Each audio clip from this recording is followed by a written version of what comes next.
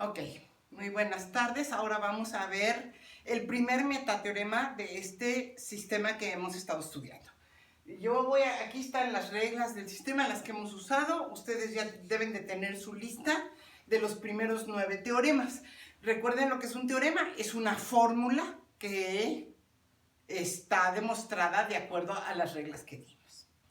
Los metateoremas son afirmaciones en español acerca del sistema. Este es el primer ejemplo de un metateorema que se llama la regla de acortamiento.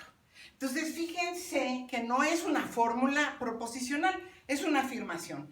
Déjenme leerla y es casi obvia, ¿no?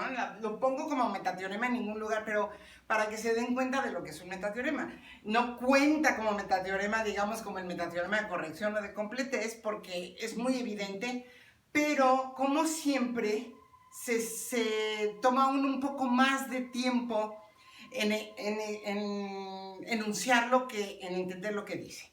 Entonces déjenme leerlo. Fíjense lo que dice este metateorema, ahorita vamos a ver un ejemplo. Me dice, cualquier fórmula de L es el lenguaje proposicional, cualquier fórmula de L que sea instancia de un teorema del CEN demostrado previamente, y por eso les dije que hay que tener los teoremas numerados para saber cuáles hemos probado antes que cuáles, ¿no? No sé, porque si no sería circular. Si yo ya demostré un teorema del CEN previamente y tengo una fórmula que es instancia de ese teorema, entonces la puedo introducir en cualquier línea y va a tener el conjunto vacío como conjunto de premisas. Eso es lo primero que me dice. Me dice, si ya tienes un teorema, cualquier instancia de ese teorema la vas a poder poner y la vas a poder dar como demostrada. ¿Por qué? Pues porque así como demostré el teorema, lo pude haber demostrado siguiendo los mismos pasos para que me dé la instancia. Vamos a ver un ejemplo de eso un poquito más tarde. La segunda parte me dice, más generalmente, imaginemos que tengo un teorema de esta forma. O sea que tengo n cosas, cada una implica, así. Y supongamos que tengo estas n fórmulas en líneas. Ya tengo alfa 1, ya tengo alfa 2, ya tengo alfa n. Lo que me dice esto, dices, entonces puedes poner a phi.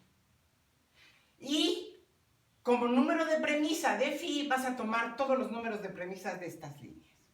¿Cuál es la razón de esto? Me dice, si tú esto ya lo demostraste como teorema, quiere decir que ya llegaste a una lista con esta fórmula y con un número vacío de premisas.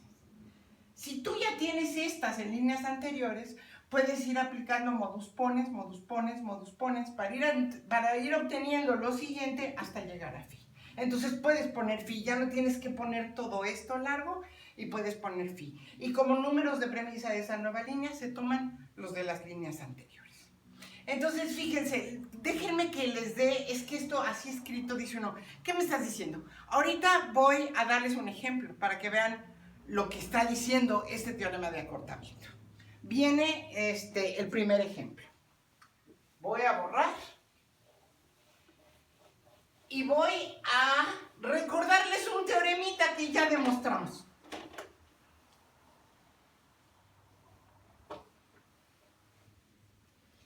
Por ejemplo, el teorema 7. El teorema 7 era este. Alfa implica que beta implica alfa. ¿Se acuerdan? ¿Y cómo lo demostramos? Lo demostramos diciendo, número 1, la pongo a la alfa como premisa. Esto me lo voy a hacer rápido porque ya lo hicimos. Luego pongo a la beta como premisa, número de premisa 2. Luego hago condicionalización. De hecho, creo que, perdónenme, ni siquiera se necesita esto. Nada más voy a hacer condicionalización. Beta implica alfa. De 1, condicionalización. Se queda el número de premisa. Y luego vuelvo a hacer condicionalización. Ahora sí, le quito el número de línea y me queda el vacío. Esta demostración, si ustedes lo checan, esta ya la hicimos. Ahora imagínense que yo tengo una instancia de este teorema. ¿Qué es una instancia? Recuerden lo que es una instancia. Una instancia es una fórmula que se obtiene sustituyendo uniformemente a las letras que aquí aparecen por otra fórmula. Imagínense que yo a alfa la cambio por gamma si solo si delta. Imagínense que a beta la cambio por no beta. ¿Cuál sería la instancia de este axioma con esta sustitución?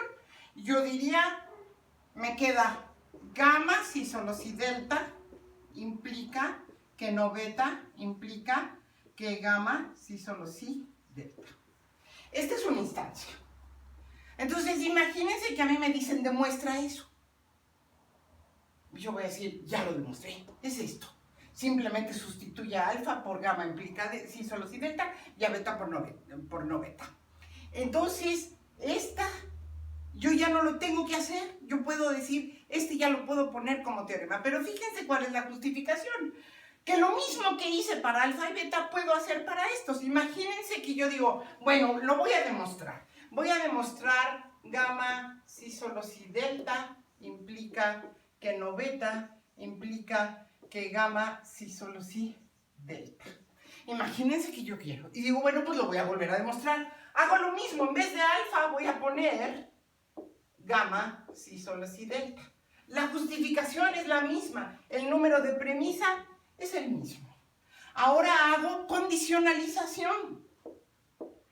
No beta implica gamma si solo si delta. Condicionalización a 1. ¿Qué número de premisa? El mismo número de premisa. Al final, yo hago otra condicionalización y voy a decir gamma si solo si delta implica que no beta implica que gamma si solo si delta. De 2 por condicionalización. Entonces, ustedes se dan cuenta que esto es exactamente lo mismo que esto. ¿Para qué lo vuelvo a hacer? Si yo ya lo hice una vez, y como mis reglas me dicen que esto vale para cualquier fórmula, alfa, beta, puede valer para gamma si solo si delta, puede valer para no beta, puede valer para lo que yo quiera. Entonces, lo que me dice la primera parte del metateorema es, si ya demostraste un teorema, ya no tienes que demostrar ninguna fórmula que tenga la misma forma lógica. A esas fórmulas se les llama instancias. Entonces yo puedo decir, ya no, esta es la justificación. Y lo mismo lo podemos hacer para cualquier teorema. Si tú ya demostraste tu teorema y llegaste a una fórmula con un conjunto vacío de números de premisa, entonces cualquier instancia puedes reproducir la demostración con la instancia correspondiente. Y entonces lo que me estás diciendo es, si tú estás demostrando y necesitas una instancia, tú puedes decir, yo voy a poner así, gamma implica delta, implica no beta, implica gamma si solo si delta, y yo voy a poner como justificación teorema 7. Número de premisas vacío. Lo que me está diciendo es, esto ya no te lo demuestro, porque ya lo demostré. Es el teorema 7. Entonces, estrictamente, no nada más vamos a usar las reglas, sino que todo lo que ya demostramos lo podemos usar. Esa es la primera parte. Viene la otra parte. La segunda parte. Y se acuerdan que yo les demostré en el último video, yo les demostré el teorema 8. El teorema 8 me decía, a ver, ¿cuál era el teorema 8? Creo que era este, no alfa implica que alfa implica beta. Una de las paradojas de la implicación. Y yo les dije, demuéstrenme de tarea el teorema 9. Y el teorema 9 era muy parecido.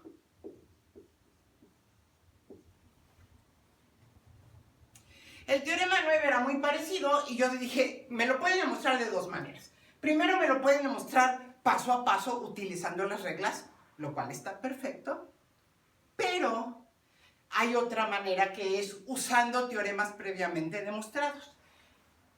¿Qué teorema me va a servir a mí? Fíjense el teorema 5. Espero que estén viendo sus listas. El teorema 5 me dice alfa implica que beta implica gamma, implica que beta implica que alfa implica gamma. Ese era el teorema 5, que me dice que si tengo una implicación, que a su vez su consecuente es una implicación, puedo intercambiar los antecedentes. Fíjense, esto es lo mismo que esto, intercambiando los antecedentes. Entonces, fíjense cómo yo demostraría. Yo voy a decir, voy a tener a esto, fíjense una instancia del teorema 5 en donde a alfa la voy a sustituir por no alfa, a beta la voy a sustituir por alfa y a gamma la voy a sustituir por beta. ¿Qué me va a quedar como instancia? Me va a quedar no alfa implica que alfa implica beta, implica que alfa implica que no alfa implica beta. Y yo voy a decir, esto es instancia del teorema 5.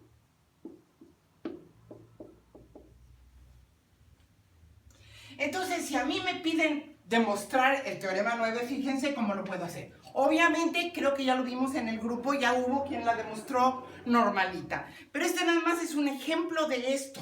Yo voy a decir, para demostrar el teorema 9, voy a decir, número 1, no alfa implica que alfa implica beta. Y voy a decir, ¿por qué lo puedo poner? Porque ya lo demostré, es el teorema 8 y voy a tener como conjunto de premisas esto. Ahora fíjense, ya tengo el antecedente de un teorema previamente probado. Entonces yo voy a decir, alfa implica que no alfa implica beta, y voy a decir, de 1 por teorema 5. 1 es el antecedente, el teorema 5 es todo esto, me puedo quedar con el consecuente. Eso es lo que me dice la segunda parte.